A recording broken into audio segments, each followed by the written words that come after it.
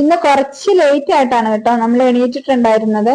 കാരണം ഇന്ന് തോട്ടത്തിൽ പണിക്കാരൊന്നുമില്ല. പിന്നെ നമുക്കാണെങ്കിലും അങ്ങനെ പ്രത്യേകിച്ച് പ്രോഗ്രാം ഒന്നും ഉള്ള ഒരു ദിവസമായിരുന്നില്ല. അങ്ങനെ മടി പിടിച്ചതാണ്. ഇന്നത്തെ ബ്രേക്ക്ഫാസ്റ്റ് എന്ന് പറയുന്നത് അപ്പവും മീൻകറി ആയിരുന്നു കേട്ടോ. മീൻകറി ഇന്നലത്തെയാണ്. അത് ഞാൻ ജസ്റ്റ് ഒന്ന് ചൂടാക്കി എടുത്തിട്ട് ഞാൻ നേരത്തെ കഴിച്ചിട്ടുണ്ടായിരുന്നു. ചേട്ടൻ പിന്നെ കുറെ കഴിഞ്ഞാണ് എണീറ്റ് കഴിച്ചത്. അങ്ങനെ അതെല്ലാം കഴിഞ്ഞിട്ട് പിന്നെ നമ്മളൊന്ന് തോട്ടത്തിലും പോയിട്ടുണ്ടായിരുന്നു. കാരണം തോട്ടത്തിൽ കുറച്ച് ചെടികൾക്ക് നമുക്ക് വാം ഇടാനായിട്ടുണ്ട്. വാം എന്ന് പറയുന്നത് കൃഷിയൊക്കെ ചെയ്യുന്നവർക്ക് അറിയാൻ പറ്റും. ചെടിയുടെ വേരിനും മണ്ണിലെ ന്യൂട്രിയൻസിനൊക്കെ വേണ്ടിയിട്ട് ഇടുന്ന ഒരു ഫെർട്ടിലൈസർ ആണ് കേട്ടോ. അതിങ്ങനെ ചെറിയ കടുകുമണി പോലെ തരിതരിയായിട്ടുണ്ടാവും. ഈ ഒരു ആഷ് കളറിലിരിക്കുവേ. ഇതൊരു ബക്കറ്റ് 5 കിലോയാണ്. അപ്പൊ ഞാനും ഒരു ബക്കറ്റ് ഒക്കെ എടുത്തിട്ട് പുറകെ പോയിട്ടുണ്ടായിരുന്നു.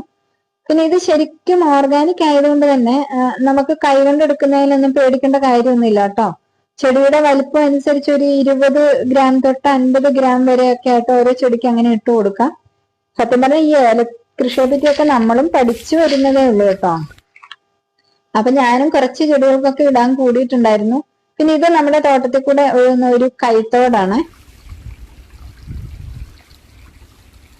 ഇപ്പൊ ഇങ്ങനെ വെള്ളമൊക്കെ കുറവാണെങ്കിലും മഴക്കാലമായാൽ നല്ലപോലെ നിറഞ്ഞൊഴുകും കേട്ടോ.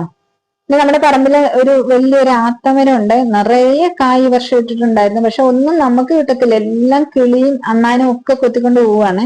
ഞാനാണെ മുള്ളാത്ത കഴിച്ചിട്ടുണ്ട്. ഇത് റെഡ് കസ്റ്റാർഡ് ആപ്പിൾ എന്ന് പറയുന്ന ടൈപ്പ്. അപ്പൊ ഞാനത് കഴിച്ചിട്ടില്ല.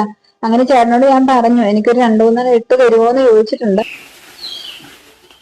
അങ്ങനെ ആളൊരു ഏണിയൊക്കെ കൊണ്ടുവന്ന് വെച്ചിട്ട് അതിന്റെ മണ്ട വലിഞ്ഞു കയറി കേട്ടോ. എന്തായാലും ഇത്രയും നമുക്ക് കിട്ടിയിട്ടുണ്ട്. അതേ നിർത്തി കഴിഞ്ഞാൽ ഒന്നും കിട്ടത്തില്ല. അപ്പൊ ഞാൻ വിചാരിച്ചു കുറച്ച് 2 ദിവസമൊക്കെ എടുത്തു വെച്ച് കഴിഞ്ഞാൽ എന്തായാലും പഴുത്ത് കിട്ടുമല്ലോ. അങ്ങനെ അതെല്ലാം പറക്കി കൂട്ടിക്കൊണ്ട് വന്നിട്ടുണ്ട്. എന്തായാലും നോക്കാം, പഴുപ്പിച്ച് നോക്കാം എന്താണ് ടേസ്റ്റ് എന്നൊക്കെ, മധുരം ഉണ്ടോ ഇല്ലയോ എന്നൊക്കെ അറിയാമല്ലോ. അപ്പൊ ഇന്നത്തെ വിശേഷങ്ങൾ ഇത്രയൊക്കെ ഉള്ളു കേട്ടോ.